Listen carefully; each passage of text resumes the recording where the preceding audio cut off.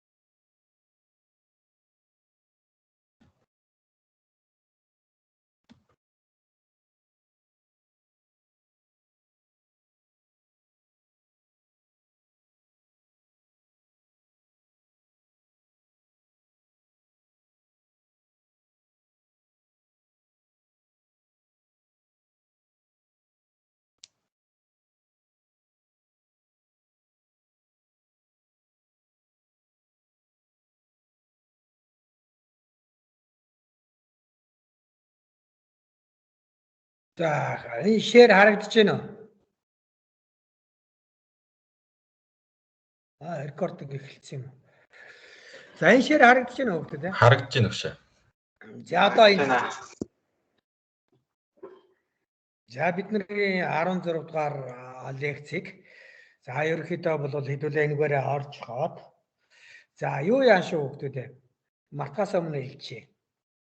За дүнгийн гол гаргалгаа бол одоо 4 дахь өдрийн орой нөгөө юу баахан бие даалт олон байгаа тэрийг сонссны дараа 5 дахьын 2 дугаар пар дээр дүнгээ гаргана шүү. Ойлгосноо? 5 дахь өдрийн 2 дугаар пар. Зоогш. За өнөөдрийн лекц болохоор хөргөлтийн дэвшилт техник технологи гинэ. За энэ хөргөлт нь сүүлийн үед ер нь юу ашиглаад ямар шугам шинжилгээ өөрчлөлтүүд гараад яаж байгаа юм бэ гэдэг нь. За тэгэхээр хөргөлтийн дэвшилт техникээр одоо шинэ бүх юмыг бол хамруулж чадаагүй. Ерөнхийдөө нэг ийм шинэлэг зарчмууд байд юм а гэсэн 3 4 юмыг бол оруулсан байгаа. За тэр хэсгээ харуулъя. За тэгэхээр энэ хичээл яг өнөөдрийн хичээлийн агуулга нэгдүгээрт бол хөргөлт төхөөрөмж. За бие даасан тийм хөргөлтийн төхөөрөмжүүд үйлдвэрлэл тэр зам хүнсний салбарт бол их хэрэглэгдэж байгаа юм байна. За дараад нь чийлдрийн одоо төхөөрөмж, ийжбэр нь одоо тоноглогдсон чийлэлрүүд одоо яах нь бас их өргөн хэрэглэгдэж байна. За хөргөлтөнд ашиглаад байгаа нэг шинэ материал, шинэ хийцийн тухай байх нь. За хөргөлтийг тэр зам одоо хатаалтанд ашиглах таа тийм шинэлэг загвар ашиглаад байгаа ийм юунууд байна гэсэн үднээс бол энэ хичээлийг орох юм байна. За нэгдүгээр техник нь бол одоо тусгаалan хөргөх төхөөрөмж буюу одоо түрүүний тэр юунд байснаар бол яах нь бие даасан хөргөх төхөөрөмжүүдийн загвар. За хүнсний салбарт бол одоо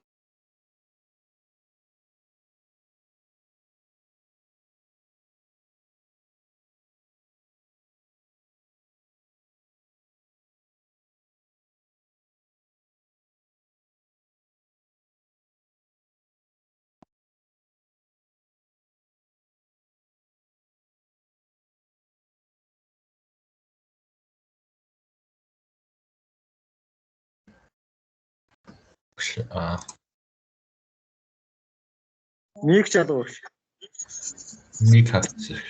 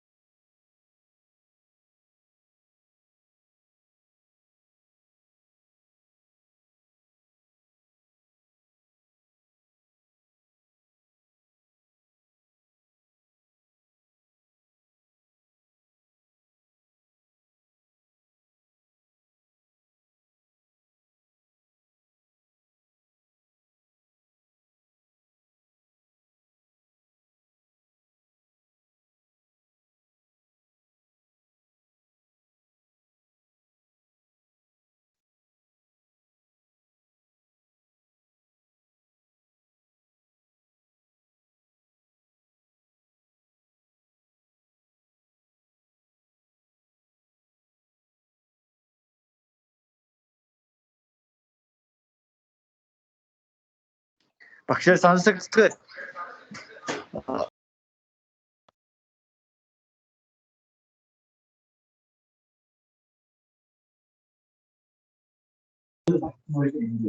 Байна уу? Оо хаалттай байх ярьсан юм биш үү? Харин түрүүнээс хойш хаалттай байна. Нөгөө хагаа. Дууга хаацсан байх ярьсан байна. За тусгаалаа хөрөх төхөөрөмж буюу индивидуалны хувийн одоо өөрийн бие даасан хөргөлттэй төхөөрөмж гэж нэг энэ төхөөрөмж байна.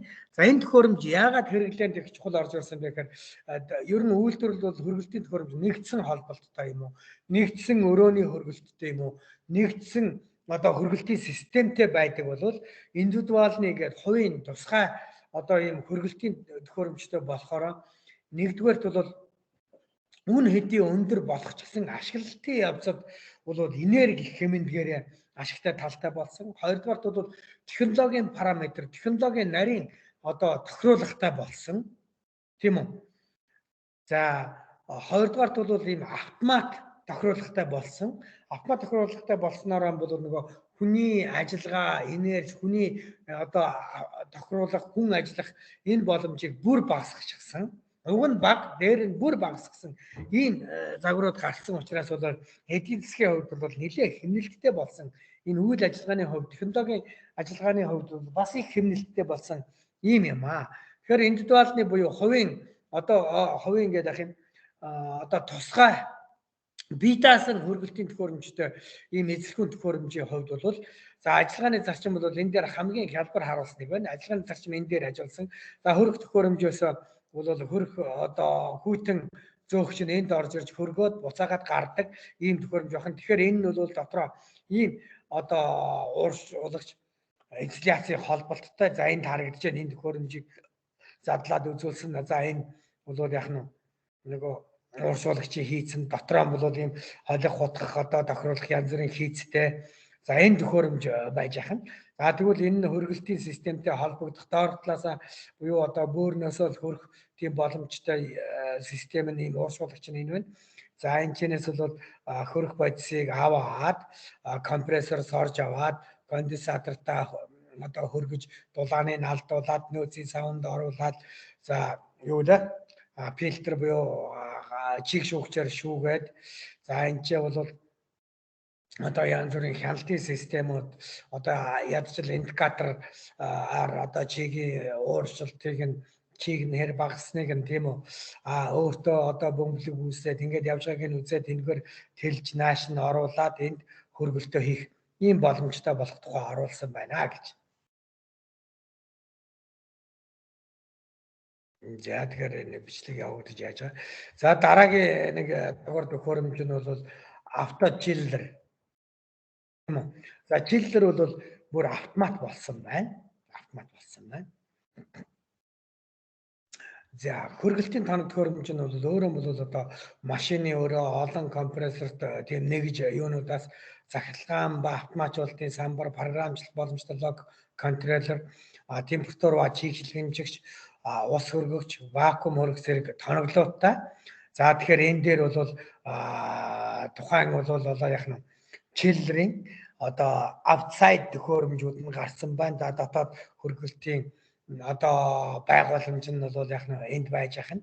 За тэгэнгүүт энэ хөргөлтийн төхөөрөмжтэйгээ холболтын хийцүүд нь за өөрөө одоо хөргөх одоо юнитүүд нь тийм ээ.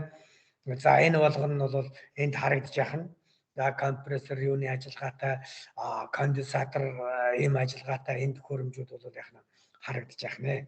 За энэ төхөөрөмж нь бол хамгийн гол нь бол за нэгдүгээрт бол олон улсын аюулгүй байдлын дүрмийг хангасан, хасаав системийг хангасан, ISO системийг хангасан, за байгаль орчинд ээлтэй ийм төхөөрөмж байдаг байна.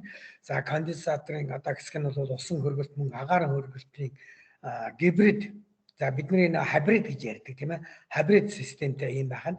За их одоо зуны үйлрэлд бол усан систем, агаарын систем нь хамтарч ажиллаад за жаахан хавар, намар ч юм уу эсвэл хүйтэн өдөр бол яг нь дан одоо агаарын систем нь ажиллаад ингээ хөргөж чаддаг ийм системтэй юунууд бол одоо бүх салбаруудад бол хэрэглэгдэж байна. За манай Монголд бол энэ одоо агаар жолтын салбаруудад их хэрэглэгдсэн, бас хөргөлтийн салбаруудад их хэрэглэгдсэн одоо гибрид энэ төхөөрөмжийн салбарууд байх нэ гэж. За дараад нь сайжруулсан дулаан дамжуулагч бүхий ууршуулагч. За аюу гэсэн үг.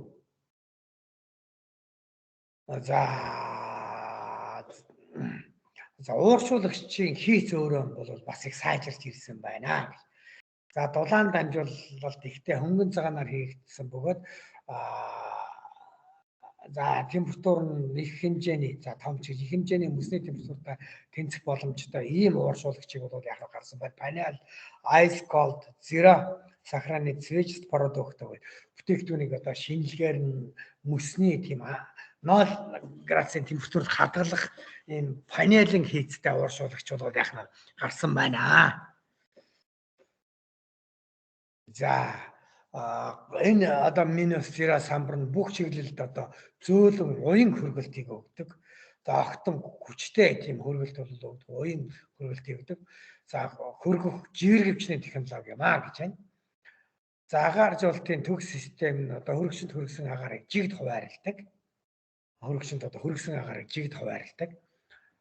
За температурын хуваарлалт нь хоол хүнс хатах, хөлтгөөс сэргийлж шинэлэг байдал амтыг хадгалах боломжтой. За мөн одоо огцом хөлтөлтөө сэргийлсэн ийм боломжтой. Тэгэхээр бол хадгалалтанд гол төлөв зориулсан.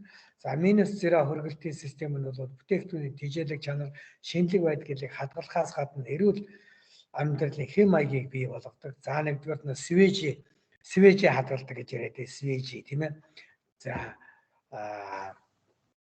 ер нь минус одоо 0 самбар нь хүйтэ агарын урсгалыг үр ашигтай хаваарлах, температурыг хянах системийг хурдан бөгөөд нарийн хянах боломжийг олгодог ийм байх. За үндсэн плат бол одоо биднэрт харагдж байгаагаар ийм одоо хавтан тийм систем бол харагдах юм байна гэж.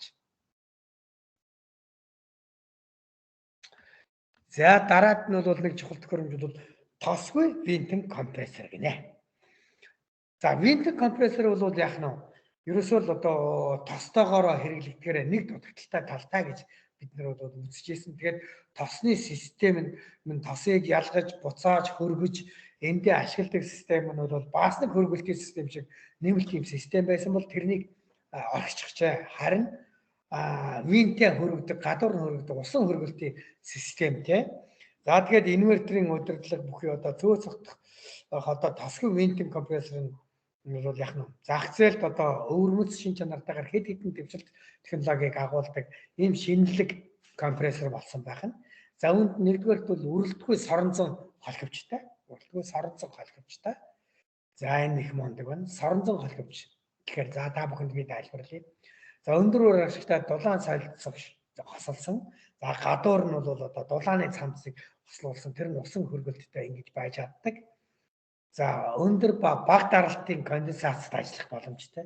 Өөрөөхөө одоо нөгөө эртэд нөгөө бид нар үйлдвэрлэлээр явж хахад поршн компрессор 95%, 25% ачаалттай ажиллаж болдог болсон байсан бол энэ винтэн компрессор бас тэгж ажилладаг. Тэргээр юм бол яг онцлог. За угаасаа винтэн компрессор тэгж ажилладгийг бид бүхэн мэднэ, тийм ээ. Бүтээмжээ тохируулдаг бол ахаад даралтаа бас давхар ийм тохируулдаг болсон байна. Өндөр даралтанд конденсац хийхээр явуулна намд даралтанд за хит нам биш ер нь арай бага нөө явуулж ясаасаа бага даралтанд конденсац хийхээр явуулж болдог болсноороо өөрийнхөө бүтээмжээс гадна даралтыг тохируулдаг ийм гайхамшигтай болжээ винтэн компрессорын загвар. За энэ бол бас их үр ашигтай болсон байна. За үрэлтгүй соронзон холхивч гэж юу хэлэх вэ гэхээр одоо бидний одоо мэддгээр бол соронзон орон бид нар цахилгаанаар үүсгэж болно. Нэгдүгээр бол цахилгаан хөдөлгөөс шиг. За тэгэхээр цахилгаан хөдөлгөөрийг үүсгэчихээр голд нь бол яг нь соронзлогдсон ийм зүрхвч орж болно. Тэр зүрхвч нь өөрөө яг хэн нэгэнтэй үрэлтэхгүй агаарт хөндөй тогтоод тэгээд эргэлдэж болдог. Тэгж эргэлдэхээр бол яг нь цахилгаан хөдөлгүүр хэр хурдтай эргэн тэрнээс нь өөрөө янз бүрээр хосролттой эргэж болдгоороо энэ соронзон одоо холхивч бий болсон. Энэгээр юм бол одоо эргэлтээ хэд өндөр, хэд нам янз бүр болох боломжтой. Инхээр бүтээмжээ одоо даралтаан тохируулах боломжтой болчихсон. Ийм сониг хийсэн. Одоо винтэн компрессортай болсон гэсэн үг. За тэгээд винтэн компрессор нь өөрөө бол яг нь шахалтынхаа үед гадуураа усан цамцтай байх ийм боломжтой болсон. За тасгүй одоо компрессор систем нь хөргөлтийн систем хамгийн цогцтой бөгөөд хөрөх бодисыг тоснаас ялгах систем суурьшуулах шаардлагагүй болсон. Хөрөх бодисыг тосноос ялгах систем суурьлуулах шаардлагагүй болсон. За өндөр бүтээмжтэй одоо төхөөрөмж юм. Нэгдүгээр винтэн компрессор гэдэг өөрөө өндөр. За тэн дээр нь хөрөх бодисыг гаргаад ирэхээр нь одоо тостой нь хамт шахчаад тосооноос ялгадаг ийм юм байхгүй болсноор одоо бүтээмж бол улам өндрөөр цаашаа явах боломжтой юм төхөөрөмж болжээ гэж. Винтэн компрессор. За дараагийн нэг сонин нэмийг үзье. За хөргөлтийн систем. За энэ хайлт хоёр ütсэн байна шүү.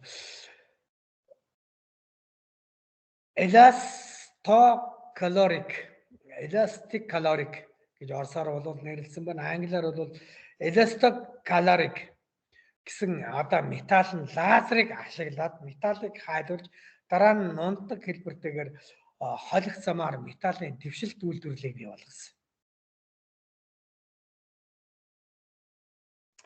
За нунтгийг өгөх одоо тэжээлийн хурд өгөлтийг хянах замаар нь бол нано комбицид үүсэх боломжтой болсон. Одоо материалд бат бөх механик бүрэн бүтэн байдлыг бий болгосон. Нэгдүгээр бид нар одоо нано төвшөнд одоо металлыг нунтаг байхад нь өөрж ингэж гагнаад лазераар бэлдээд одоо төрөл бүрийн хэлбэр хийцтэй металлыг гаргаж авснараа бид нар бол ийм хөргөлтөнд шинэ металлыг бий болсон. За уг металл нь олон дахин шахалт суналт хийх бол төсвөрлөх чадвартай болсон. Энэ нь юу гэсэн үг вэ гэхээр хөргөөр халаад хүүтэнд ингэж ажилласнараа металл бол хэврэг байдаг бол энэ металлууд бүр маш олон хугацааны олон жилийн туршид бол ажиллах юм чадвартай болсон. Энэ нь юу гэсэн үг вэ гэвэл хит өндөр температурыг нэг металлд өгөхөд ерөөсө асуудалгүй болцсон гэсэн үг. Тэгэхээр давталтаараа шанал сухалтыг дийлдэг байсан бол температурын зөрөө, даралтын зөрөөгөр одоо шахалт сонолт хийхэд бол төсвөрлөхийн чадвартай болсон гэсэн. За elastocaloric хөргөлтийн давуу одоо талууд нэгдүгээр уурын шахалтын хөрөлтөөс илүү үр ашигтай болсон. За заавал ууршуулж одоо хөрөлт хийдэг тэр загвараад бол илүү болсон гэдэг нь дулаан нэвтрүүлэл, дулаан дамжуулах чадвар их өндөртэй болсон.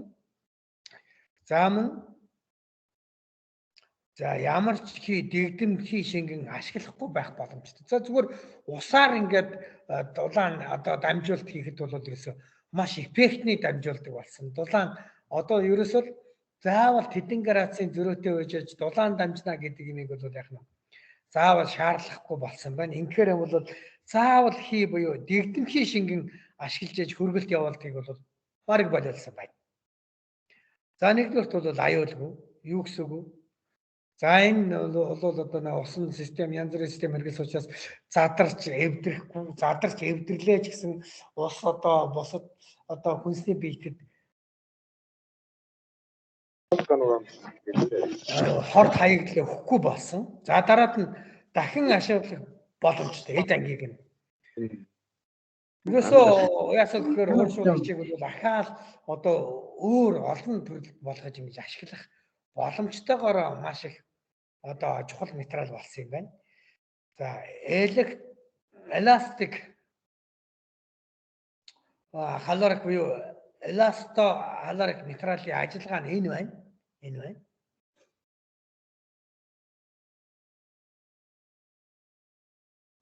За юу гэсэн үг вэ нөө? Эластик материалыг энэ зургийг хараад, энэ тайлбарыг хараад ойлгож болох нь уу?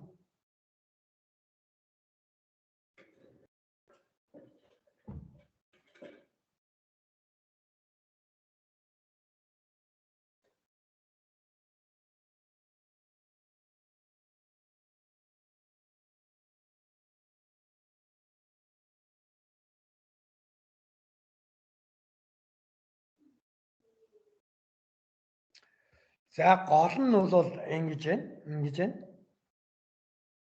Энэ одоо бит дээр одоо янз бүр өндөр даралт өгөх юм бол тэр бит нь өөрөө хүйтнийг аваад дулааныг гадагшлуул. Тэгэхээр энэ хүчний улмаас ингэж дахирмаг хэлбэрт орсноороо энэчнээс хүйтнийг авч дулааныг ийшээ дамжуулах тийм металл хийстэй болсон байна. Инхээр тэр металлт нь бид нар шахалт хэлэлтийг хийхээр нөгөө пизо электрик бит гэдэгтэй адилхан байна. Тэгэхээр юу гэсэн үг вэ гэхээр одоо даралт шахалтын улмаас бол яах нь хүйтнийг аваад дулааныг хажуу дэш нь дамжуулдаг болж. За шахалт өгөхөөр хүйтнийг аваад дулааныг дамжуулна. Тэгвэл шахалтыг болиулахаар яана гэсэн. Энийхээ эсрэг загвараар ажиллана гэсэн үг. За тэгвэл энэ дээр тэр материалын яг ажиллах энэ зарчмыг үзүүлсэн байна л да. Ажиллах энэ зарчмыг үзүүлсэн байна. За эластогхолорик материалын ажиллагаа нь энэ байж байна. За зурагт бол эхлээд материалд хэв хажилтанд байгаа үед нөхөн төлжих одоо эластогхолорик хөргөлтийн эргэлтийн системийг үзүүлсэн байна.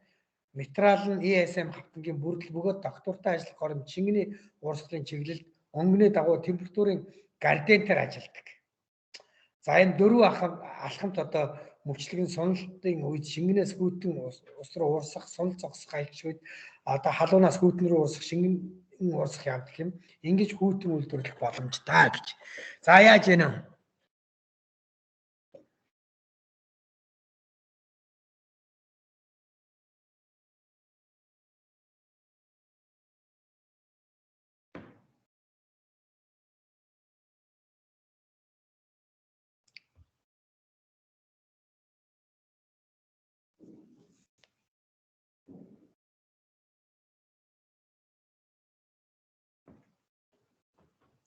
За энэ зурагт үзүүлснээр бол за жишээлбэл одоо энэ загвараас энд одоо шилжээ, дараад нь энэчнээс энд шилжээ, дараад нь энд шилжээд ингээд эргэлдэх энэ процессын үед хүйтнийг аваад за бол яг нь халуун болгож гарах ажиллагааны зарчим байна. Энэ дээр бол яг нь энэ одоо шахалтын хүчний улмаас халууныг аваад хүйтэн болгож гаргах ажиллагааны энэ зарчим байж байгаа.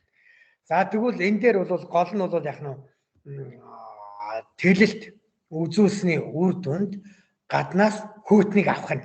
Гаднаас хүйтнийг авлаа. Энэ шингэн гаднаас хүйтнийг аваад өөрөө халуун болж урсаж гарах нь шахалт эхлэх үед бол процесс уруугаар эхлээд за юу суналт эхлэх үед бол уруугаар эхлээд соналтын төгсгөлд бол ерөөсөн маш их хүйтнийг оруулсан юу гаргасан ийм ажиллагаатай болох нь.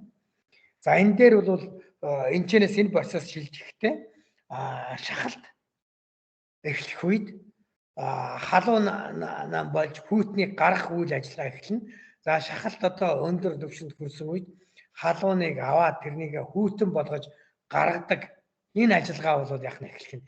Тэгэхээр бол энэ дөрвөн мөчлөгт алхамт ажиллагааны үед бол ерөөсөө хүйтэн ингэж үйлдвэрлэх нэ гэж. Тэгвэл битийг дотроо аваад шприцэнд одоо шахаад байгаа үйлдэлтэй адилхан үйлдэлийг бол яг нь үзүүлэх юм байна гэж. За дараад нь бол их сонирхолтой нь одоо агаарыг хуурайшуулах.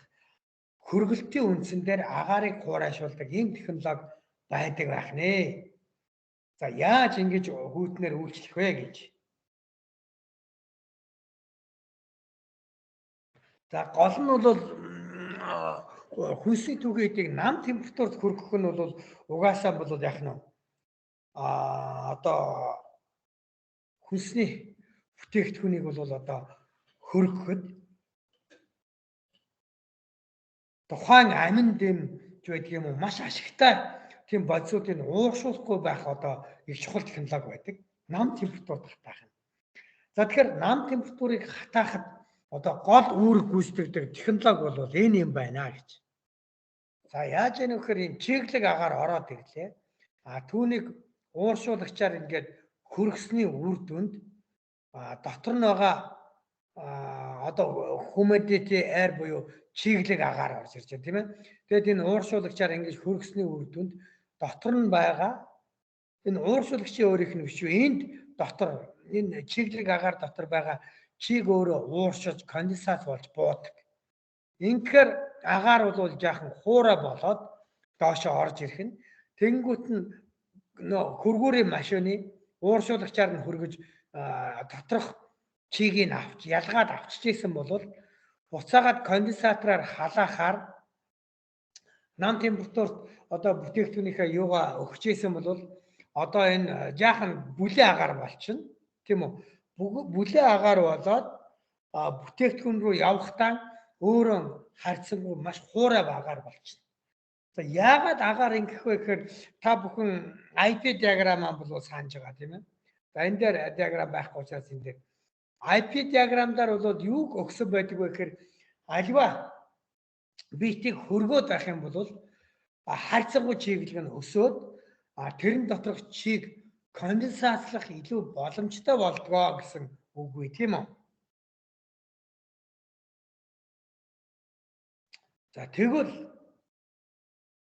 альва одоо битийг буцаагаад халаах юм бол тэрэн доторх харьцангуй чиг багасна гэдэг маань бол одоо конденсац хийх боломж нь улам бүр буураад ингээд агаар бол илүү хуурай болдог. Харьцангуй чиг багасч. Энэгээр бол чигийн шилжилт нөгөө биетээс нөгөө биет рүү шилжих боломжтой болдог байна. Хөргөхөөр өөрөө конденсатлах боломж нь өсөд конденсатлаа чигээ алдчихаар нь буцаага тэрийг баг зэрэг халаачаар тэр нь харьцангуй чиг нь бага болоод өөрөө хэн нэгэнтэй харьцах юм бол чигийг нь авах за баг зэрэг халаах ууршилт явуулах ийм боломжтой бит болдог байна. Тэрнийг энд бол яг нь үзүүлсэн.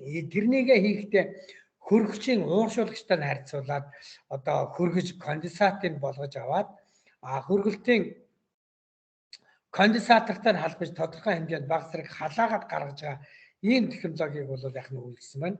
За ингэснээр хөргөж чигийг шингэрүүлж авснаар хуур агаар үйлдвэрлэж тэрнийг хөргөний машины ууршилтлаар шар гүйцэтгэн зарагт агаарыг эхлээд ууршилж орж чигийг шингэрүүл ялгаж хуурай болсны дараа конденсатораар халааж халуун. За энэ дээр нэг халуун ч байгаа бүлээн вам гэх тийм бүлээн агаар бий хуурай бүлээн агаар бий болгож бол бүтээгдэхүүн харьцан үйлчлэж байгаа юм. За энийг яг технологи схемээр нь харуулбал за ийм загвар болж байгаа гэж. За яаж яана вэ? За бидний ойлгож байгаагаар компрессор энэ байна. Тийм үү? Тэлэх төхөөрөмж энэ байна. Тэгэхээр ууршуулагч энэ байх нь. За конденсатор энэ байх нь. За тэгээд одоо компрессороор бол яг нь конденсаторт ороод өөрөө хэн нэгэнд одоо дулаанаа өгч гарах ёстой. За тэгвэл энэ тэлэгчээс гараад ууршуулагчд орж өөрөө хэн нэгээс дулааныг авч хэн нэгийг хөргөх ёстой. За ингэнгүүт одоо хатаах шүүгээ маань бол энэ байна. Энэ одоо энэ бол continuous belt dryer for biological material. Биологийн материалыг одоо туузан belt dryer туузан хатаагчаар тасралтгүй урсгаж яах нь. За ингэхэд агаар бол энэчнээс орж ирээд энд буцаад энд орж одоо ууршуулагчтай харьцаад энд орж конденсатортай харьцаж байгаа ийм загвар байх нэ гэж.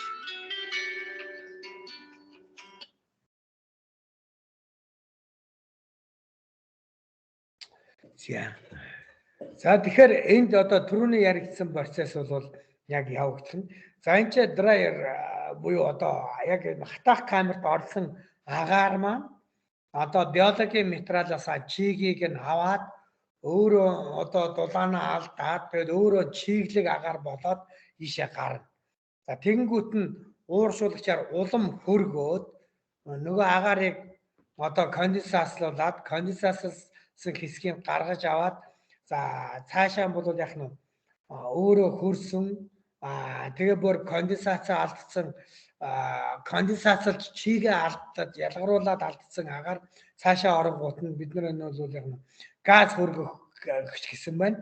За энэ бол яг нэг конденсаторт бол одоо шингэн одоо төлөвтэй уур ороод энэчнээс орж ирсэн уур төлөвтэй агаар руу орсон учраас газ кулер гэж нэрлэсэн байна. Тэгэж ороод за агаар нь конденсаторт ороод өөрөө бол яг нь конденсатороос дулааныг аваад улам хална. Тэгэхээр шингэрч юугаа алдсан байсан агаар улам халаад драйг хатуу одоо бүлээн агаар болж энэ рүү орж ирэх. Тэгээ хатаагч руу орж биологийн материалтай харьцахаараа өөрөө чигийг нь аваад өөрөө баг зэрэг хөрсөн чиглэг агаар энэ рүү орж эргэлдэх ийм цикл байгаа юм байна гэж. За тэгмүүд конденсат компрессороос орж ирсэн агаар өөрөө харьцангуй халуун агаар байх ёстой учраас энэчнээс гарч ирсэн тийм одоо хатаалтын одоо чигээ ялгаруулчихсан чигээ алдчихсан тэр агаарыг өөрийг нь халаагаад бүр хуурай халуун агаар болгож бүлээн агаар болгож энэ рүү оруулж ирэх юм байна гэж. За өөрөө энэчнээс ялгарсан одоо тодорхой одоо хөрөх бодис нь энэгээр хоёр дахь шатных руу ороод хоёр дахь шат руу орж хөрөөд за энэчнээс бол яг нь агаарыг нь одоо газыг нь ахаад газаар хөргөх ийм систем үйлчлэх нь. Энэ бол агаар хөргөлт байх нь. За цаашаа тэгээд хөрөх бодис нь энэ рүү орохоор за дотоод дулаан солилцооны аппаратаар орж хөрөөд за энэ чинь ууршуулагчаар дамжаад эвапоратор буюу ууршуулагчид өгөгдөх нь. Ууршуулагчид өгөгдөхөд энэчнээс бол орж ирсэн одоо чиглэг наатан хүйтэн агаар энэчнээс орж ирсэн агаарт өөрөө дулаанаа өгөөд гарах нь. Дулаанаа өгсөхийн үр дүнд өөрөө бол улам хөрч конденсац хийгээд ийшээ гарах нь. За конденсац хийсэн одоо шингэнийг нь бол цааш нь зайлуулсан байна. Инхээр энд одоо энэчнээс орж ирсэн агаарыг одоо шингэрүүлсэн хөрөх бодис маань өөрөө дулаанаа одоо ядгийн бүтүүгтээс одоо авч энэчнээс авах ёстой учраас ууршаад ингэж гарч дотоод одоо дулаан солилцоорт бол яг нь орж явах ийм процесс болох. Тэгвэл энд ууршуулагчид энэчнээс орж ирсэн хөрөх бодис энд байгаа одоо чиглэг агаараас дулааныг нь авч ууршиж байгаа бол энд байсан чиглэг агаар улам ийшээ дулаанаа алдаж өөрөө хөрөөд яг нь чигийн конденсаторлаад тодорхой хэмжээний хуурай хүйтэн агаар энэ конденсаторт орох юм байна. Тэгэхээр конденсаторт бол яг нь хуурай хүйтэн байсан агаар тодорхой хэмжээнд халаад бүр хуурай халуун агаар болж энэ рүү орж бүтээгдэхүүнээс бүтээгдэхүүн дулаанаа өгч яг нь шингэрэх ийм процесс явагдах юм байна. Үүнийг бол яг нь за бага температурт халаахт хөрөмж байгаа гэнэ гэж. Яагаад ийм халуун агаар орж ирнэ гэдэг нь бол бага температур байна гэхээр та нар хамгийн түрүүнд ойлгох хэрэгтэй. Хүрээлэн байгаа орчны одоо температуртай ойролцоо байдаг одоо конденсаторын температур яах вэ? Тэгэхээр энэ бол хатаалт бол ерөөсө 60-70 градусаас доошх температурт болох нь. Тэгвэл 40-50 градус халаалт болно. Хатаалт явагдана гэдэг бол энэ хайрцангуй нам температурын хатаалт байх нэ гэдэг нь хэнд ч яах нь ойлгомжтой болох юм байна гэсэн байна тийм ээ.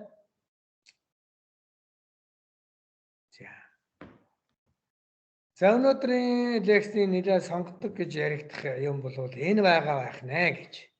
За бид нар тэгвэл бол яах гэж яах нь. За энэ бол хатаалтынхаа зоонд харьцангуй нам температур 40-50 градус хатаалт явуулах нь. За энэ бол хөргөлтийн зоонд нь бол зүгээр л битүү системийн хөргөлт явуухдаа ууршуулагчаа энд хийгдчих нь. Энд бол яг нь конденсатораа хийх нь зөвхөн нэг бага зэргийн одоо яг нь агаараар бол гадаад орчинтой харьцах ийм боломжтой явагдах. Иж бүрэн хөргөлтийн системээр энд байгаа одоо агаарыг хуурайшуулж дулаан солилцуулснаар биологийн бүтээгдэхүүний хатаалт байж болох ийм дэвшилт хатаалтын технологи буюу хөргөлтийг хатаалтанд ашигласан хөргөлтөөрөө одоо нам температурыг бий болгосон ийм сонин технологи бол яах нь байгаа байх нэ. За энэ бол яах нь дэвшилт дарга болж за бид бүхэн Монголд бас судлан хүнсний бүтээгдэхүүнийг биологийн одоо бүтээгдэхүүнийг эвдрэл гэмтэлгүй одоо үнд нандин чанараа алдахгүй хатаалт хийх боломжийг бол яах нь судлан за амьдрал бол хэрэгжүүлэхээр нохож байна да. За тэр үр дүнгээс та нарт энийг харуулсан болно.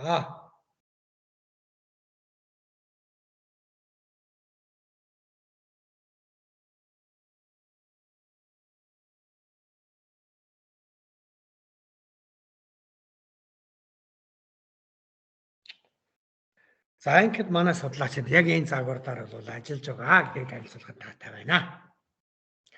За та бүхнээс ер нь асуух зүйл байна уу? За миний өнөөдрийн лекц бол гол ихэнх нь бол яг нь тавигдчих шиг боллоо. За эластокалорик нейтралын ажиллагааг нарийн ойлгож чадсан уу?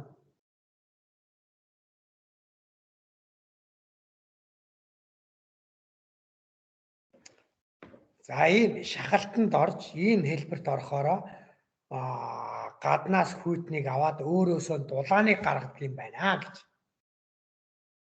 Энэ зарчмаар нь гол хөргөлтийг бол үйлдвэрлэх нь тэгтээ хөргөлтийг үйлдвэрлэхдээ энэ дөрвөн ажиллагаагаар хөргөлт үйлдвэрлэдэг ийм системтэй төхөөрөмж байх нэ гэж тийм үү.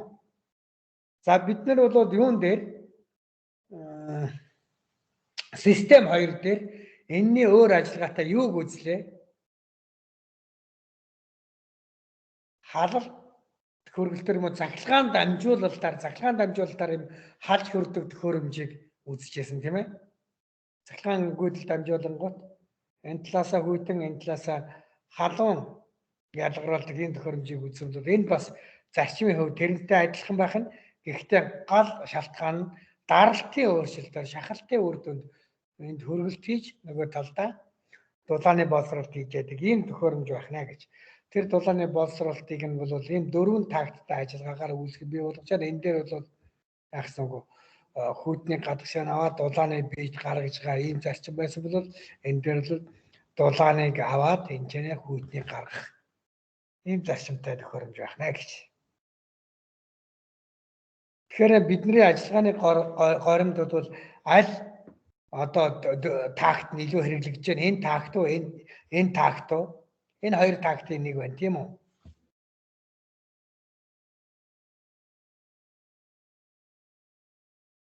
За тэгэхээр энэ такт бол яг тэр хүнсний бүтээгдэхүүндээ байрласан байвал илүү хэрэгтэй систем байх нь шүү дээ тийм үү? Тэгэхээр энэ яаж байгаа систем билээ?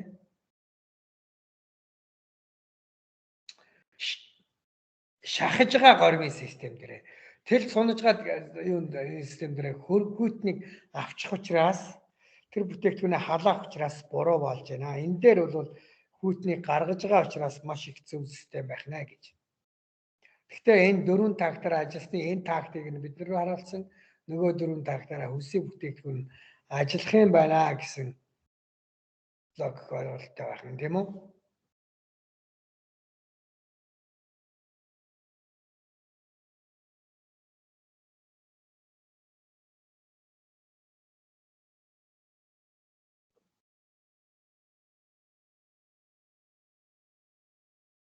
За тэгэхээр асуух юм байна уу?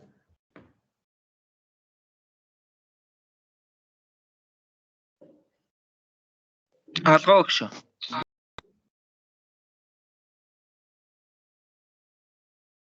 За хичнээн хүн оролцсон байна.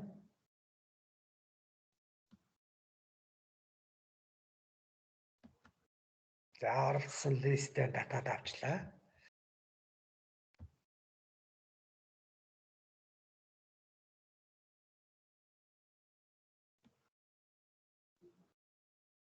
За 38 гэдэг нь зарим хүн орж гараад байж тийм ээ.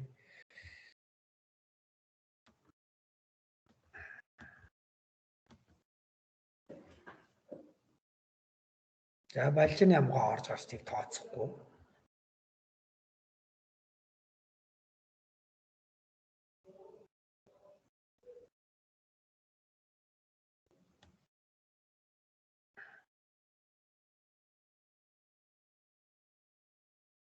Дашны ороод гарсан бай тэр хоёрын тооцохгүй дэлээ. За асуух юм байна уу? Бүгд ойлгосноо тийм ээ? За би энэ бүртгэлээ цааш нь бүртгэж өөрөө харж байгаа. Тэгэхгүй бол ингэж арилгуул цаг их авах юм шиг байна. За юугаа зогсооч юм ш.